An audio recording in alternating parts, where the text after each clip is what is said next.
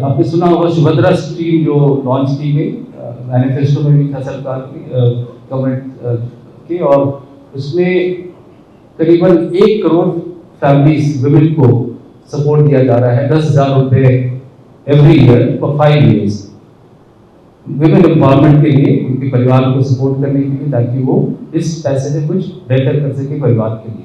ताकि हमारी कमिटीज़ और सब कमिटीज़ ने हमारा को बहुत उत्साहित किया, हमारे साथ मिलकर काम किया।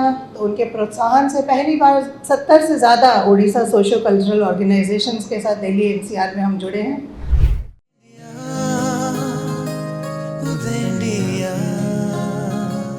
शनिवार 29 मार्च को दिल्ली के चाणक्यपुरी में स्थित PSOI क्लब में 1 अप्रैल मंगलवार को मनाए जाने वाले उड़ीसा दिवस 2025 समारोह का कर्टेन रेजर प्रोग्राम किया गया। इस कर्टेन रेजर प्रोग्राम में 1 अप्रैल को दिल्ली के जवाहरलाल स्टेडियम के इंडोर वेटलिफ्टिंग ऑडिटोरियम में मनाए जाने वाले भव्य उड़ीसा दिवस समारोह के कार्यक्रमों की प्रेस ब्रीफिंग की गई, जिसमें उड़ीसा के प्रिंसिपल रेसिडेंट कमिश्नर विशाल गगन और मालिनी जी ने सभी को समारोह में होने वाले तमाम कार्यक्रमों के बारे में और ब्रह्मपुत्र के बारे में जानकारी साझा की। बता दें कि उड़ीसा दिवस 1 अप्रैल 1936 को उड़ीसा के एक स्वतंत्र राज्य बनने और बिहार तथा बंगाल से अलग होने के साथ साथ उड़ीसा के संस्थापकों को श्रद्धांजलि देने के उपलक्ष्य में मनाई जाती है। आइए जानते हैं प्रेस ब्रीफिंग में क्या बातें रही खास। सबसे पहले हम उड़ीसा सरकार की तरफ से जय जगन्नाथ सबको करते हैं, और आज के इस कर्टेन रीजन में आने के लिए सबको तहे दिल से हमारी शुक्रिया, हमारा शुभेच्छा एवं सबको शुभकामना देते हैं। हमारे साथ पहले इंट्रोडक्शन कर लेंगे। मैं विशाल गगन हूँ, मैं प्रिंसिपल रेसिडेंट कमिश्नर उड़ीसा सरकार से दिल्ली में हूँ, और मेरे लेफ्ट में है ma'am special resident commissioner Ritu Arora ji, IPS officer. Right में है Mrinali Daswal, doctor Mrinali Daswal, special RC IS officer हैं, और हमारे साथ हैं सुचरिता साहब जी, एडिशनल RC है हमारे ऑफिस में। हमारा छोटा सा परिवार है जो ऑफिस का है। कोशिश करते हैं कि हम उड़ीसा के संबंध में जितने प्रोग्राम हो और जितना कार्यक्रम हम अपने बेस्ट ऑफ एबिलिटी से करें। इसलिए इस साल स्थिर किया गया कि बड़े आकार पे, बड़े फंक्शन पे, स्पेशली जो उड़ीसा दिवस है उसको सेलिब्रेट करने का हमें मौका सरकार ने दिया है, और इसलिए आज हम सम्मिलित यहाँ पे हुए हैं। तो मैं आशा करता हूँ कि मैं हिंदी में बोलूँ या किस मीडियम में बोलूँ, मैं मिक्स करके बोलूँ, सबके लिए बेटर होगा। कुछ मैं थोड़ा उड़िया में भी बोलूँगा ताकि हमारे उड़ीसा के भाई लोग भी आए हुए हैं। तो सर्वप्रथम समस्त शुभेच्छा, जुहार एवं बहुत बहुत धन्यवाद। आपने आसले कम समय में आपको डाकिछु और ये प्रोग्राम को कवरेज करने कर्टेन रेजर अच्छी एटा आम सौभाग्यर अवसर जे एत बड़ आकार में गोटे प्रोग्राम करने जाऊँ, और एटा समस्त जानते जे Jawaharlal Nehru stadium indoor stadium जो वेटलिफ्टिंग स्टेडियम अच्छी सेठी ए प्रोग्रामटा उड़ीसा दिवस समारोहटा संध्या बेले आम आरंभ करने जाऊँ। से दिनों वर्किंग डे अच्छी, उस दिन वर्किंग डे है, इसलिए हम दिन सारा, छुट्टी का दिन होता था हम दिन सारा पूरे दिन भर कुछ ना कुछ प्रोग्राम रखते। चूँकि वर्किंग डे है और उसकी कैपेसिटी बहुत ज़्यादा है 2000, तो खाली हॉल रख के छोटा प्रोग्राम करना भी उचित नहीं था। इसलिए हमने सारा फोकस अपना रखा है शाम के प्रोग्राम में, जो कि सुविधा होगा लोगों को वहाँ पे आने में 5 बजे ऑफिस के बाद, या पूरे परिवार के साथ आ सकेंगे, क्योंकि उड़ीसा के लिए बहुत बड़ा दिन होता है उड़ीसा वासियों के लिए। और दिल्ली NCR में 12-13 लाख उड़ीसा वासी हैं, और उनके लिए एक अच्छा अपॉर्चुनिटी है, योग है, वो आके यहाँ पे प्रोग्राम को एक तो सबसे पहले फाउंडिंग फादर्स जो हैं, ब्रह्मपुत्र जो हमारे उड़ीसा के फाउंडिंग फादर्स हैं, जैसे मधुसूदन दास जी, गोपबंधु दास जी, सेनापति जी तक, और भी बहुत सारे हमारे जो फाउंडिंग फादर्स हैं, गंगाधर मेहर जी, सबको ट्रिब्यूट देने का एक अवसर मिलता है। स्टेज पे भी ट्रिब्यूट दी जाती है, और इस बार हमने एक कोलाज रखना है बाहर में एग्जीबिशन में, जिसमें कि फ्रीडम फाइटर से लेके फाउंडिंग फादर्स सभी होंगे, और उनको सबको ट्रिब्यूट देने का एक सुयोग मिलेगा। वो एक कोलाज रहेगा जिसमें कि फूल पत्र और हमारे रूस फ्लावर्स जो होते हैं वो रखेंगे, जो आम आदमी भी अपना ट्रिब्यूट दे सकेंगे। तो बहुत सारे उसमें हमारे प्रोग्राम के फीचर्स हैं, जिसकी प्रेजेंटेशन डॉक्टर मृणाली दसवाल मैटर करेंगे। मैं जस्ट एक रन थ्रू करूँगा छोटा प्रेजेंटेशन का, ताकि जस्ट एक आइडिया लगे कि अभी नए सरकार के आने के समय से कितना अच्छा कार्यक्रम और कितने अच्छे काम कार्य हो रहे हैं, अचीवमेंट उनके बारे में थोड़ी बहुत मैं दर्शाना चाहूँगा संक्षेप में। और इसकी डिटेल अचीवमेंट की जो फोल्डर है सॉफ्ट कॉपी आप लोग को दे दी जाएगी, ताकि आप सरकार के बारे में जानेंगे कि इस 10 महीने के अंदर कितना अच्छा काम हुआ है। डबल इंजन की सरकार जो काम कर रही है दिन रात मेहनत से, और उसके बारे में भी जान पाएंगे। और साथ के साथ हमारे जो कार्यक्रम जो होने वाले हैं उससे संबंधित डिटेल्स भी हम सॉफ्ट कॉपी में आपको देंगे। ये हमारे प्रभु का शुरुआत जो हम पहले प्रभु को अपनी प्रार्थना से करते हैं। पीएम साहब की ऑनरेबल प्राइम मिनिस्टर हमारे नरेंद्र मोदी जी ने उनके अपने अभिभाषण में भी कहा है बहुत बार कि भारत का विकास पूर्वोदय विकास पे बहुत ज़्यादा निर्भर करता है। जो हम विकसित भारत हम देखना चाह रहे हैं 2045 में, सो वो पूर्वोदय का विकास पे बहुत ज़्यादा निर्भर करता है। 2047 पूर्वोदय में जो स्टेट्स आते हैं उसमें जो उड़ीसा राज्य है उसको इंजन ऑफ ग्रोथ माना जा रहा है। एंड इसको हमारे सीएम साहब ने भी इस चीज़ को कहा है कि अगर पूर्व भारत का विकास विकसित भारत होना है तो उड़ीसा उसका इंजन ऑफ ग्रोथ रहेगा। अगर वो आगे बढ़ेगी तो सबसे आगे उड़ीसा ही बढ़ेगी। अभी भी आप अगर देखें जो पर आपकी जो ग्रोथ रेट है उड़ीसा की जीडीपी ग्रोथ रेट वो 8.5% है, बाकी राज्यों से सबसे ज़्यादा है। बाकी राज्य 7, 6, 6.5 डेवलप्ड राज्य भी इतना टच नहीं कर पाते जितना अभी 8.5 का ग्रोथ रेट उड़ीसा का है। तो ये एक बहुत बड़ा अवसर है और सरकार की तरफ से पूरी सहायता है, केंद्र सरकार की तरफ से राज्य सरकार को पूरी तरह से सहायता दी जा रही है। और बहुत सारे कार्यक्रम जो केंद्र सरकार के राज्य सरकार ने पहले अडॉप्ट नहीं किया था, जैसे पीएम जन आरोग्य योजना आयुष्मान भारत का, वो भी अडॉप्ट किया गया है। इस तरह से बहुत सारी चीज़ें हैं जो सेंट्रल गवर्नमेंट की स्कीम्स को स्ट्रीमलाइन और उसको कॉम्प्लीमेंट किया जा रहा है स्टेट स्कीम्स के साथ। तो माननीय प्रधानमंत्री जी का विजन है कि पूर्वजों जो हो जिसमें कि स्टेट्स आते हैं वेस्ट बंगाल, बिहार, इस तरह से नॉर्थ ईस्ट के स्टेट्स और उड़ीसा, इन स्टेट्स के डेवलपमेंट पे ही ओवरऑल डेवलपमेंट विकसित भारत का देखा जा सकता है, क्योंकि बाकी स्टेट्स काफ़ी आगे बढ़ चुके हैं। इन स्टेट्स को बढ़ना जो पड़ेगा और इसमें सबसे आगे उड़ीसा का ही पथ रहेगा। ऑनरेबल सीएम साहब को जैसे मैंने मेंशन किया कि विकसित उड़ीसा 2036 वो विजन है, इसमें $500 बिलियन इकोनॉमी बनाने का लक्ष्य रखा गया है। और उनके रिसेंट भाषण जो कॉन्क्लेव हुआ था Orissa make in India conclave, उसका उत्कर्ष उड़ीसा जो कहते हैं, उसमें उन्होंने एक बहुत अच्छा चीज बोला था, यही समय है, सही समय है, Orissa time has come. So this is the right time where Odisha has to take the lead. It has to come around to do a turnaround so that the state can, fully grow to its potential. अगर mineral resources और ये सब चीज़ें का देखा जाए तो 100% provide Orissa में ही पाया जाता है, almost 100%, 73 to 75% bauxite minerals Orissa में पाया जाता है। आयरन भी more than 50% of the country Orissa में पाया जाता है। इस तरह से 35-33% जो है आपका गोल्ड और कुछ ऐसे मैग्नीज उड़ीसा में पाया जाता है पूरे कंट्री का। तो ये दर्शाता है कि उड़ीसा में स्कोप कितना ज़्यादा है काम का, काम होने का, डेवलपमेंट होने का और उसको डेवलप स्टेट होने का पूरा ही पूरा स्कोप है, पोटेंशियल है, और उसको बस इम्प्लीमेंट करना है और उसको सही रास्ता, सही पॉलिसी से आगे ले जाना है। ये हमारे फाउंडिंग फादर्स हैं जिनको मेरी ट्रिब्यूट दी जाएगी और उनके प्रति 1 तारीख को जो है जो स्टेज पे भी हमारे जो गेस्ट हैं, चीफ गेस्ट सभी ट्रिब्यूट देंगे और जो भी अटेंड करेंगे प्रोग्राम उनको भी एक सुजोग मिलेगा ट्रिब्यूट देने का, जिसके बारे में मैंने थोड़ी देर पहले आपको बताया। कुछ मैं अचीवमेंट दर्शाना चाहूँगा हमारे उड़ीसा सरकार का।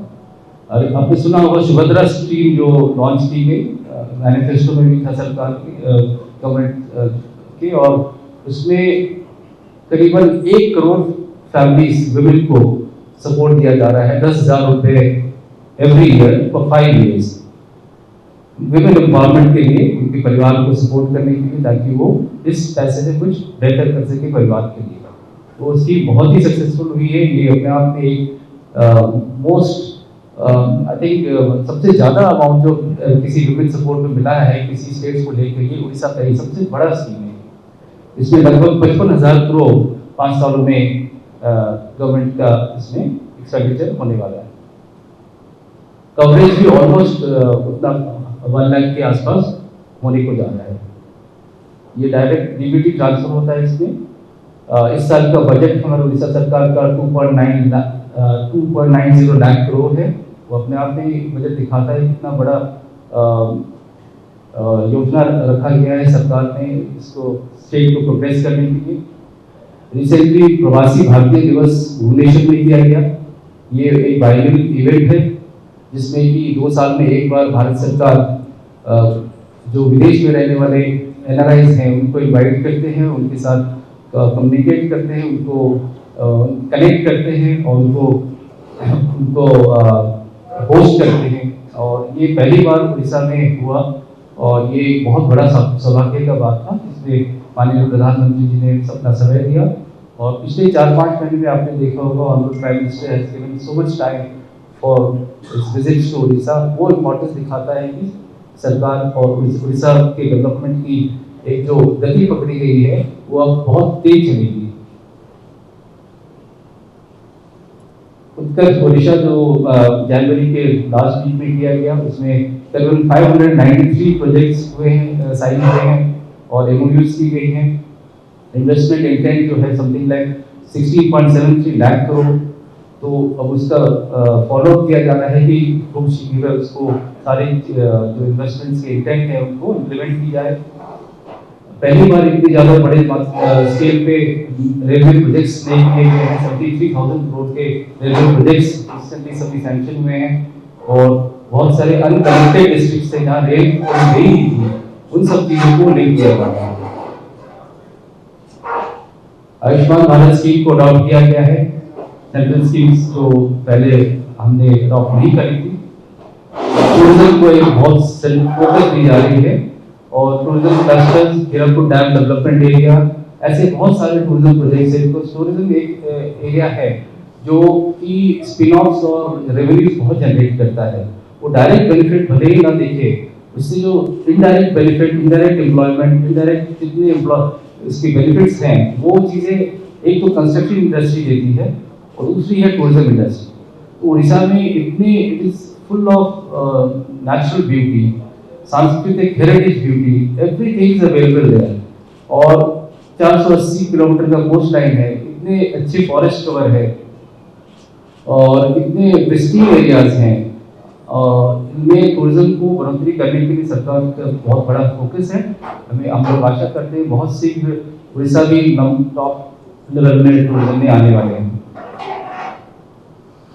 समारोह का मेन जो ऑब्जेक्टिव है, जो कि डिटेल में बलराम जी प्रेजेंटेशन करेंगे समारोह पे, उसमें वे है कि हम क्यों दिल्ली में कर रहे हैं, क्योंकि दिल्ली में मैंने बताया डायस्पोरा है और ये एक हमारे लिए गर्व की बात है कि इस उड़ीसा डे दिवस को दिल्ली में मनाए, लोग जाने इसके बारे में, लोग आए, उड़ीसा के हों, उड़ीसा के बाहर के हों, दिल्ली वासी हों, दिल्ली के बाहर के हों, सभी आके हमारे फेस्टिवल को एंजॉय करें। कल्चरल प्रोग्राम होता है, इसमें अभिभाषण होता है, बहुत मोटिवेटिव होता है, जानकारी दी जाती है, यूथ को कनेक्ट किया जाता है ट्रेडिशन से। यूथ बहुत सारी चीज़ें हम कनेक्ट नहीं कर पाते, एक अपॉर्चुनिटी मिलता है जिसपे प्लेटफॉर्म पे यूथ को कनेक्ट कर सकते हैं कि हमारे जो फोर फादर्स, फाउंडिंग फादर्स ने जो बलिदान किया और जितनी सैक्रिफाइस की, जिस फाइट की जिस राज्य के लिए, उसकी अहमियत क्या है।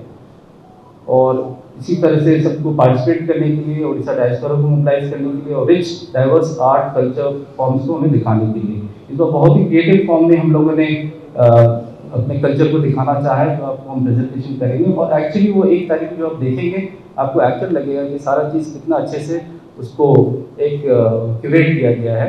मैं आशा करता हूँ कि आप आएंगे तो बहुत ही अच्छा लगेगा। आप लोग इतने संख्या में आए बहुत बहुत फिर से मैं धन्यवाद आपको ज्ञापन करूँगा और मैं रिक्वेस्ट करूँगा मैं अपने कलीग को हैंड ओवर करूँगा। मैं शी मेक अनदर प्रेजेंटेशन। इस अवसर पर यहाँ पर पधारे हुए सब मीडिया की तरफ से आए हुए भाई बहनों का बहुत स्वागत है और हमारे कोर कमेटी और सब कमेटी से जो माननीय सदस्य यहाँ आए हैं उनका भी स्वागत है। आरंभ करते हैं। सर ने आपको कर्टन रेजर दिया है प्रोग्राम का, मैं थोड़ा सा विस्तार में आपको बताऊंगी। उड़ीसा दिवस समारोह 2025 जो अप्रैल 1, 2025 को होने जा रहा है जवाहरलाल नेहरू स्टेडियम के वेट लिफ्टिंग इंडोर स्टेडियम में। और सर से बेहतर सिग्निफिकेंस तो मैं बता नहीं सकती, सर आपको इसकी सिग्निफिकेंस महत्व बता चुके हैं। मैं इसको रीएम्फसाइज करूँगी कि पहली बार इतने बड़े स्तर पे हम ये कार्यक्रम दिल्ली में प्रस्तुत कर रहे हैं ताकि हम ओडिया डायस्पोरा से कनेक्ट हो सकें, सरकार और हमारे लोगों के बीच में जो उड़ीसा से बाहर रहते हैं उनके बीच में हम एक पुल का काम करें, आपकी बात सरकार तक पहुंचाएं और सरकार की उपलब्धियां आप तक पहुंचाएं।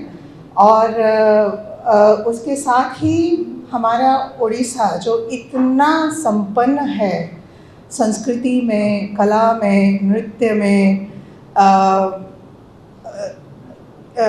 ये जो हमारा जगन्नाथ भगवान की हमारी विशेष कृपा है, जिस तरह से हम लोग हैं, हमारा खाद्य पदार्थ जो हैं, तो उस सब को हम बहुत बड़े स्तर पे पूरे विश्व के सामने प्रस्तुत करना चाहते हैं। तो एक छोटी सी शुरुआत है जो आप लोगों के साथ में मिलकर हमने की है। इसके लिए हम कमेटी मेंबर्स का तो विशेष धन्यवाद देते हैं कि आपके बिना ये संभव नहीं हो पाता। हमने बहुत बड़ा सपना देखा और आपने हमें मोटिवेट किया, हमें आगे जाने का साहस दिया।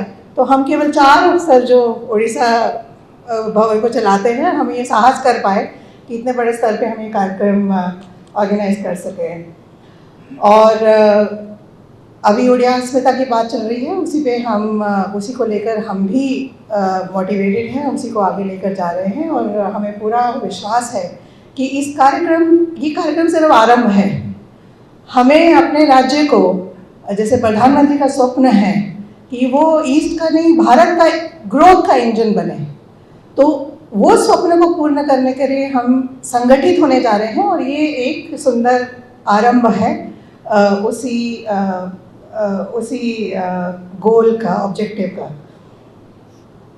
बड़ा पुत्र फाउंडिंग फादर्स को हमारा नमन है। सर आपको इनका हल्का सा इंट्रोडक्शन दिया है, मैं थोड़ा विस्तार में हमारे फाउंडिंग फादर्स के बारे में आपको बताना चाहूँगी ताकि हम ओडिया लोगों को तो मालूम है, लेकिन जो बाहर से जो नेशनल लेवल के मीडिया हैं और बाहर से लोग आए हैं वो भी जाने कि भारत को स्वतंत्र करने में और उड़ीसा को एक स्वतंत्र राज्य का दर्जा दिलाने में किन लोगों ने, कितने महान लोगों ने काम किया है, योगदान दिया है, उसके बारे में हम बहुत सारे बड़े पुत्रास हैं, लेकिन समय की शॉर्टेज की वजह से हम लोग आपको जो सबसे महान इनको माना जाता है उड़ीसा में, उनके बारे में आपसे बात करेंगे। सबसे पहले नमन है उत्कल गौरव मधुसूदन दास जी को, जिन्होंने स्वतंत्र उड़ीसा स्टेट का जो मूवमेंट है उसको आरंभ किया था। उत्कल सम्मेलनी की 1908 में स्थापना की थी, जो उड़ीसा भाषा के सम्मान के लिए जो संगठन लड़ा था, अंग्रेज़ों के विरोध में भी लड़ा था और अपना एक स्वतंत्र राज्य और स्वतंत्र पहचान बनाने के लिए भारतवर्ष में उसके लिए भी लड़ा था। तो मधु बाबू, जो प्यार से हम उन्हें मधु बाबू कहते हैं, वो कटक से आते थे और उन्हीं की जो लीडरशिप में जो है आज उड़ीसा ने जो मॉडर्न आइडेंटिटी बनाई है वो हम स्थापना कर पा रहे हैं और हम लोग यहाँ बैठकर बात कर पा रहे हैं। अगले बड़े पुत्र हमारे हैं माननीय उत्कलमणि गोपबंधु दास जी, जो एक बहुत बड़े सोशल रिफॉर्मर और फ्रीडम फाइटर थे और समाज न्यूज़पेपर जो उड़ीसा में अभी भी एक प्रमुख समाचार पत्र है, शायद समाज से रिपोर्टर आए हैं जी। देखिए आपका इतिहास कितना गौरवमय है, आपको तो बहुत आज खुश होना चाहिए जी। और उत्कल मनी ने हमेशा लोगों का जो वेलफेयर है उसको हृदय में रखते हुए ह्यूमैनिटेरियन काम किया है, फ्लड्स में, फेमिन्स में, जिसके लिए आज तक जाना जाता है। और उनके काम ने उड़िया भाषी लोगों को संगठित किया और उड़ीसा राज्य की स्थापना करने के लिए सबको प्रोत्साहित किया, जिसकी वजह से आज हम उड़ीसा का फॉर्मेशन डे मनाने जा रहे हैं। स्वभाव कवि गंगाधर मेहर, मैं संबलपुर की कलेक्टर रह चुकी हूँ और सर भी संबलपुर के कलेक्टर रह चुके हैं।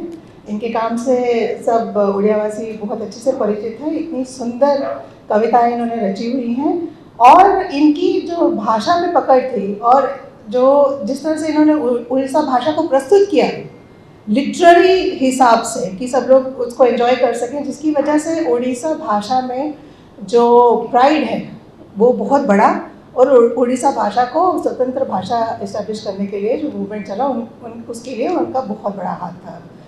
उसी तरह से व्यास कवि फकीर मोहन सेनापति जी हमारे अन्य बड़े पुत्र हैं, जिन्होंने उड़ीसा भाषा मूवमेंट को, उसकी स्क्रिप्ट को सुदृढ़ करने के लिए और उसकी आइडेंटिटी को अलग पहचान देने के लिए बहुत काम किया।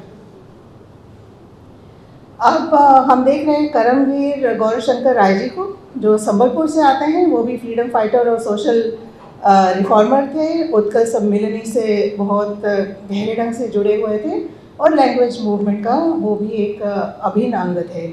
पंडित नीलमणि विद्यारत्न जी पुरी से, आप देखें कि पूरा उड़ीसा हम कवर कर रहे हैं। हमारे जो गौरवपूर्ण महापुरुष हैं उड़ीसा की धरती में हर डिस्ट्रिक्ट से आ रहे हैं, हर क्षेत्र से आ रहे हैं और उड़ीसा की कल्चरल आइडेंटिटी को इस्टेब्लिश करने के लिए जो विद्यारत्न जी हैं उन्होंने बहुत काम किया।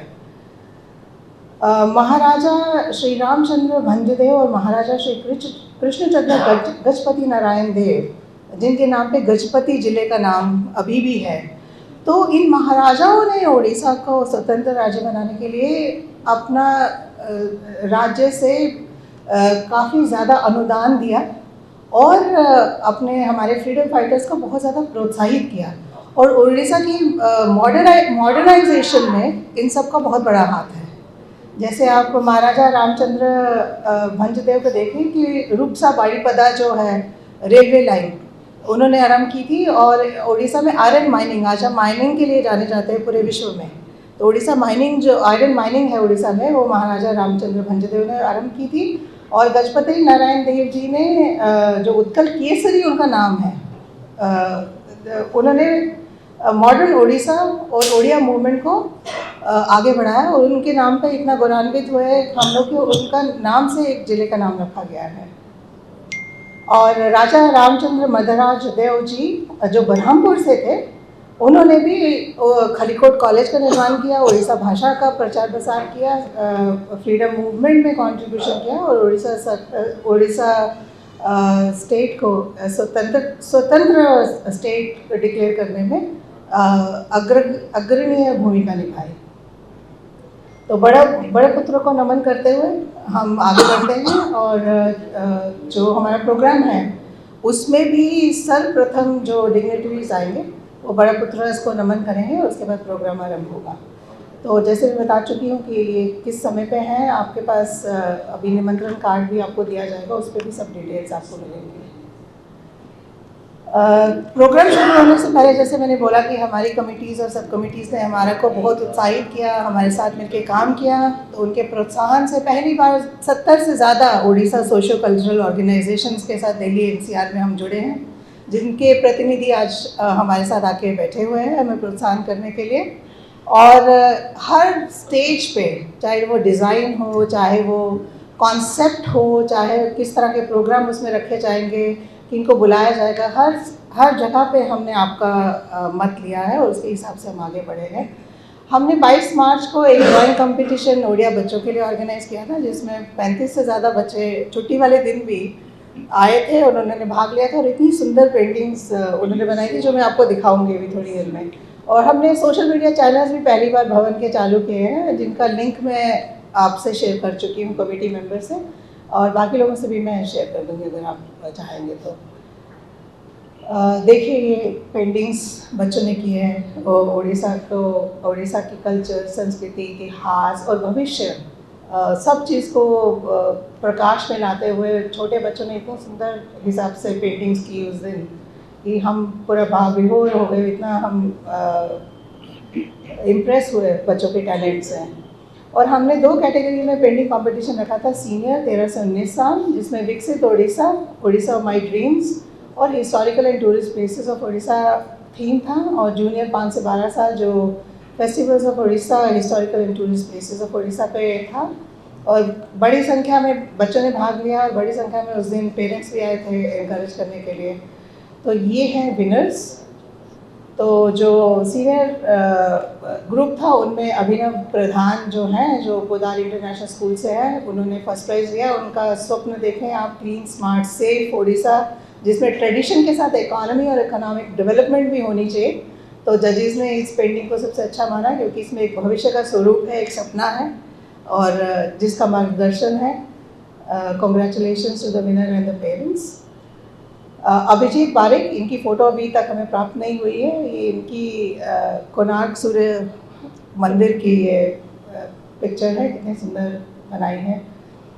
अमीशा पटेल जी हैं डीएवी पब्लिक स्कूल से, जिन्होंने अगेन विकसित उड़ीसा के मैप में अगेन आप देखिए बच्चों कैसे सोचते हैं कि आगे हम बढ़ रहे हैं लेकिन हम अपनी ट्रेडिशन को नहीं छोड़ रहे हैं। तो जब हम विकसित उड़ीसा की भी बात करते हैं तो हम अपनी ट्रेडिशन को साथ में लेके चलते हैं।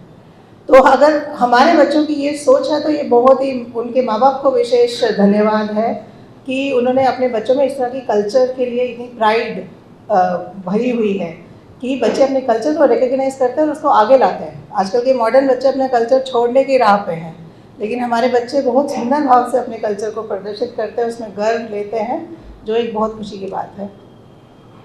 जूनियर कैटेगरी में ये पेंटिंग मुझे बहुत ही पसंद आई, इसको मैं फ्रेम करके अपने घर में लगाने वाली हूँ। It's colour coordination and so beautiful, it speaks to you the picture, जो सात्विक पांडा ने बनाई है, जो मासोनिक पब्लिक स्कूल में पढ़ते हैं। अंशुमन मलिक ने विकसित उड़ीसा की ट्रेडिशंस के बारे में, होली है, जगन्नाथ यात्रा है, रथ यात्रा है, रज है और नीचे नया वर्ष है ना सर, ये पतंग उड़ रही है जी, मकर संक्रांति नववर्ष। तो बहुत सुंदर भाव से उड़ीसा की संस्कृति और पर्व को दर्शाया है। और आयुष जैना देखिए कितना कलर कॉम्बिनेशन, कितनी खूबसूरत पेंटिंग है ये, it's a really a work of art. तो ये मेरी फेवरेट पेंटिंग है 6 में। तो आप बताएं कोलाज देखकर कि आपकी सबसे अच्छी पेंटिंग आपको कौन सी लगी।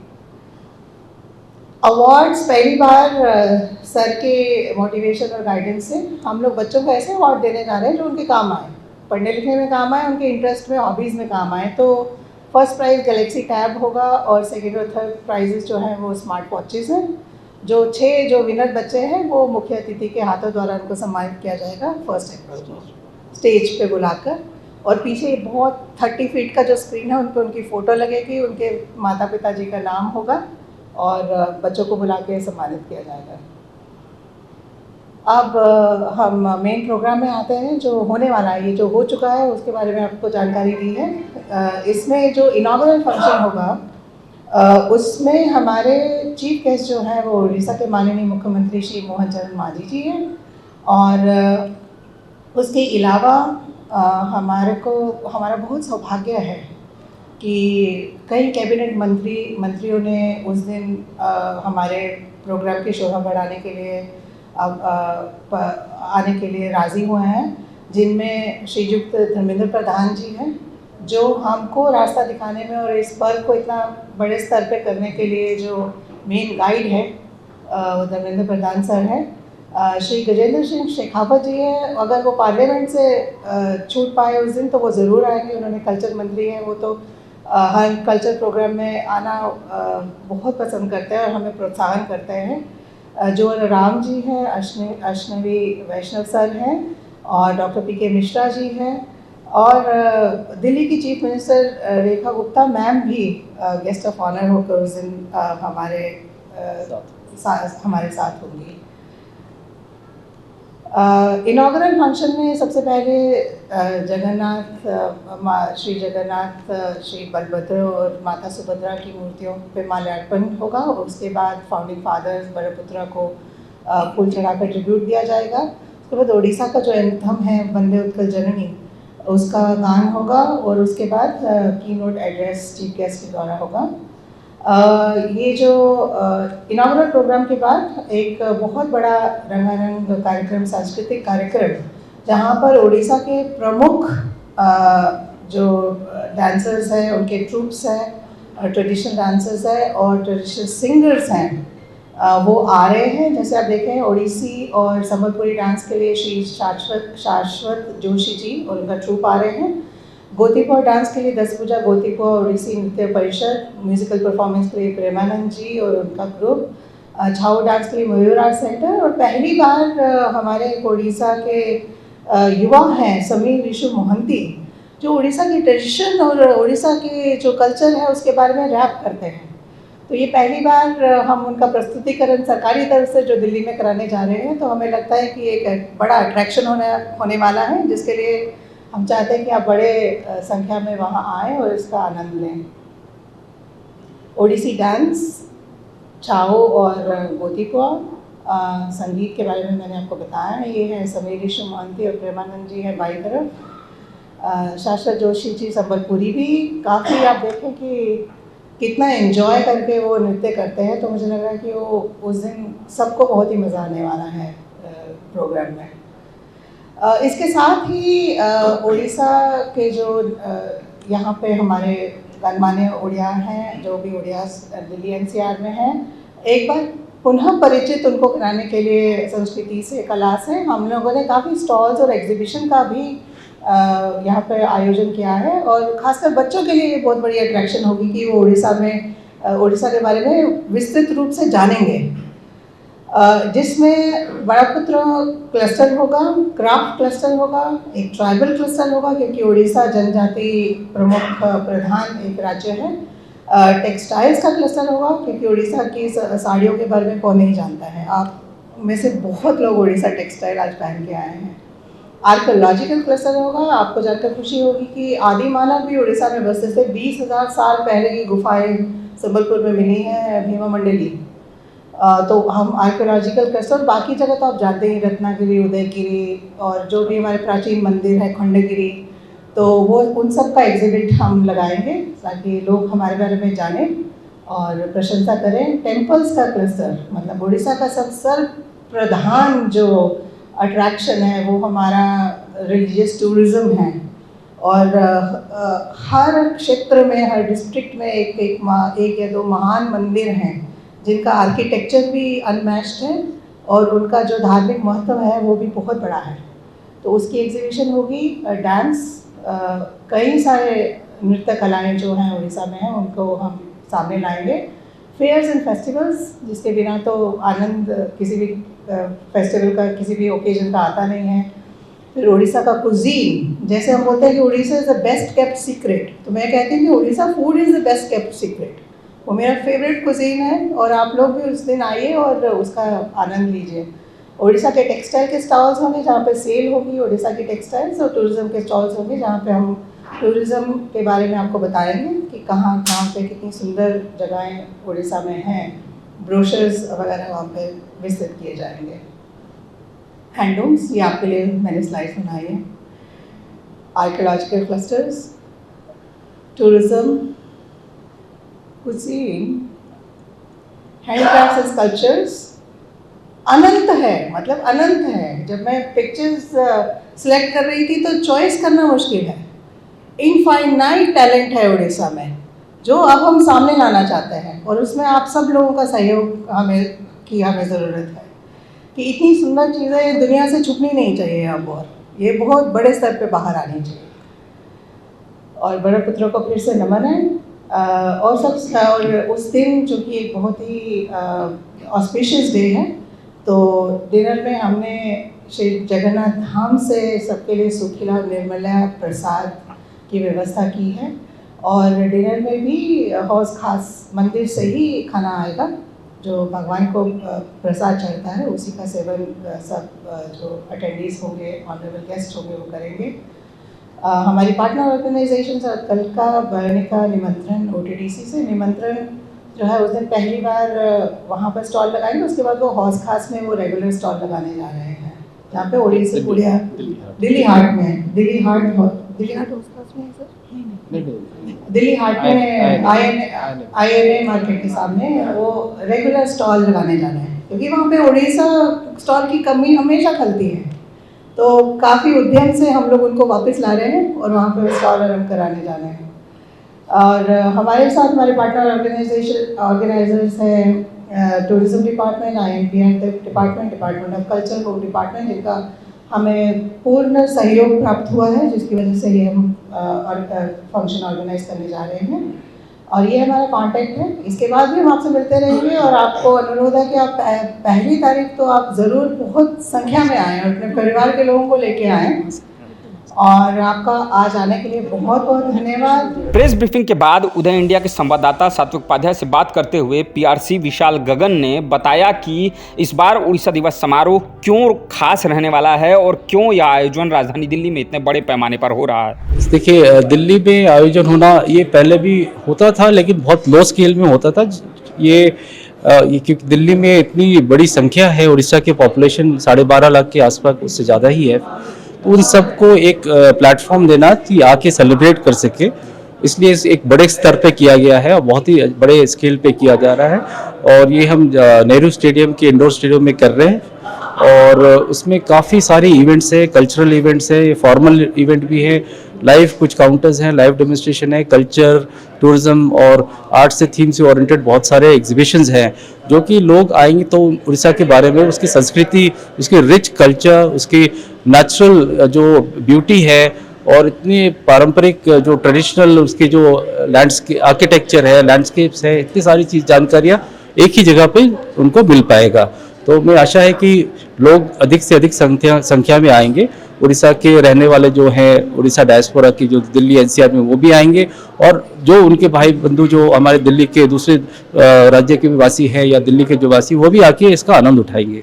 उड़ीसा दिवस का समारोह जो है दिल्ली में आयोजन किया जा रहा है और लगातार सुनने को आता है उड़ीसा जो है टूरिज्म का एक हब है, लेकिन कई लोगों को इसके बारे में अभी देश के जानकारी नहीं है। तो ऐसे में टूरिज्म को किस तरीके से इस दिवस समारोह दिल्ली में, राजधानी दिल्ली में इसका आयोजन किया जाना और कैसे? माननीय मुख्यमंत्री, हमारे उड़ीसा के मुख्यमंत्री जी ने ये पूरा एक दिग्दर्शन दिया है, हमें गाइडेंस दी है किस तरह से अच्छे से यहाँ पे एक उड़ीसा को रिप्रेजेंट करना है। तो सबसे पहले टूरिज्म और कल्चर तो आता ही है, बट ये ओकेजन जो है स्टेट फॉर्मेशन से रिलेटेड है। इस स्टेट की उत्पत्ति हुई थी, उसके 1936 में ये बना, अब उड़ीसा राज्य लैंग्वेज के आधार पे पहली बार बना था। और इसमें हमारे जो योगदान जिन्होंने दिया था, बड़े पुत्र कहते हैं उन्हें हम और पूछते हैं, और फाउंडिंग फादर्स हैं उनको नमन करते हैं। तो ये ट्रेडिशन हिस्ट्री से रिलेटेड ज़्यादा है, उनको हम नमन करते हैं। उसके साथ साथ हम टूरिज्म और चीज़ों को भी दिखाते हैं। और विशेषकर जो टूरिज्म से संबंधित जितनी है बहुत ज़्यादा प्रॉस्पेक्ट है, बहुत पोटेंशियल है उड़ीसा में, उससे संबंधित कार्यक्रम हम और भी पूरे साल करते रहेंगे और मैं आशा करता हूँ और लोगों को इसके बारे में जानकारी प्राप्त होगी। बहुत बहुत धन्यवाद सर। बता दें कि कर्टेन रेजर प्रोग्राम में बताया गया कि इस बार उड़ीसा दिवस इसलिए राजधानी दिल्ली में मनाया जा रहा है क्योंकि उड़ीसा की संस्कृति, विरासत और अनोखेपन को देश और दुनिया के सामने लाया जा सके, साथ ही राज्य और प्रवासी उड़िया समुदायों के बीच मजबूत संबंध स्थापित किया जा सके। उदय इंडिया के लिए सात्विक उपाध्याय की रिपोर्ट।